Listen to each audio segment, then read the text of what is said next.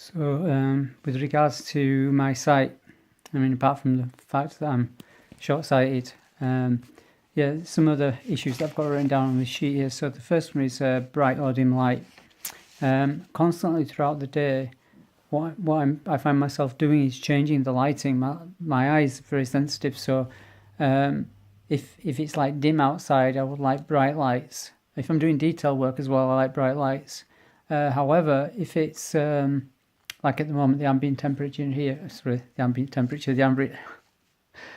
ambient lighting here it's quite, incandescent, quite bright. So in this situation, what you'll find with the television is I actually turn down the brightness to half. I can't stand it to be too bright. Also on a morning, I don't know, I presume this is the same with most people anyway, but if it's getting dark, I have to close the curtains and put the lights on. And as soon as it gets light, and the sunshine, I have to open the curtains and switch the lights off. And this is sort of easier for me to work out anyway, because I sort of like pray 5 times a day. So I pray just before sunrise and I pray after sunset. So I know when those times are anyway. But you can tell just by looking out of your window. And my eyes tell me anyway. It's like I start to get very irritated. The other thing is dislike of bright sunshine. Unlike most people, I don't really like bright sunshine. I really don't like it. In those days of the year when I'm going home on the bus and it's bright sunshine, it really, really irritates me. And as soon as I get in, the only thing I want to do is like close the curtains and be in a dark room. Consequently, my favourite weather condition, apart from the city that I live in, which is Bradford, which is renowned for clouds and rain, rainy and cloudy weather is actually my favourite weather condition. So I'm one of those very few people on the planet that actually likes rain, rain and cold. I have slight dyslexia as well. At work, for example, the number of times where there's documentation that I must read every day to do my job, so I'm reading through the documentation, and I have a co-worker as well that I work with as a small team, and the number of times when I see something in one place but not another, and even if I read very carefully each line, I still miss this one particular piece of information which I've found somewhere else, because the information is supposed to match up. So I have to ask my co-worker, can you see this? And in all cases, it turns out it's me. So I have this thing where I block out certain things, but it doesn't happen all the time.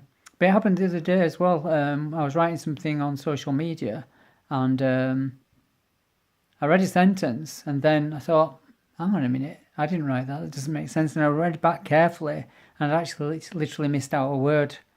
But I don't know if that's sort of like dyslexia, more of something else to do with my brain, the way my brain works. It's just literally skipping over words and seeing what it wants to see.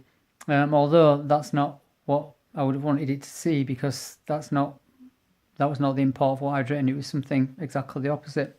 I get social anxiety. I think I've done a video on that, and that's even with people that I know. Strangely enough, I've lost probably or soured a few relationships as a result of that, and I just can't explain it. It's like I get anxious even sometimes with people I know. I haven't identified what that is. So I have avoidance. I have anxious avoidance from people. So in novel encounters as well, even if I do speak to people, even if it's people I know, if it's like I haven't seen them in a while, or it's been like a couple of hours or a day or something like that, I haven't spoken to them. When I'm speaking, I'll often avoid eye contact. And this is particular, like, for example, on a Monday morning when I get on the bus to get my bus ticket. So there's something about the encounter, because it's like all of a sudden, and like I've got a delay. The bus driver is expecting me to give him the information there and then with regards to what ticket I require. And so what I always do, because I find it difficult to look at him and actually say what it is, I always look away when I'm actually saying what it is that I actually want. And when I do that, in some cases, it makes people sort of like titter a little bit, and I don't know why that is. But that's quite unnerving as well. Why are you laughing at somebody? It's not nice. Um, and finally, the thing I have is prosopagnosia, which is a posh way of saying you can't remember people's faces. I know people say, like, for example, like people from a particular country, they will all look the same, so you can't work out who they are. But I have the same thing with people who are from, where I come from, i.e. England.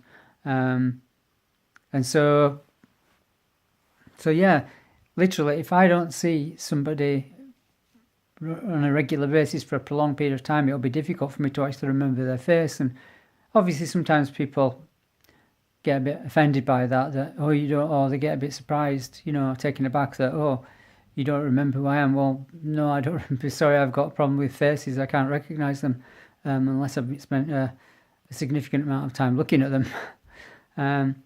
So yeah, with regards to eyesight or seeing and perception, that's a few peculiar things that have come to my mind today when I've been thinking about it.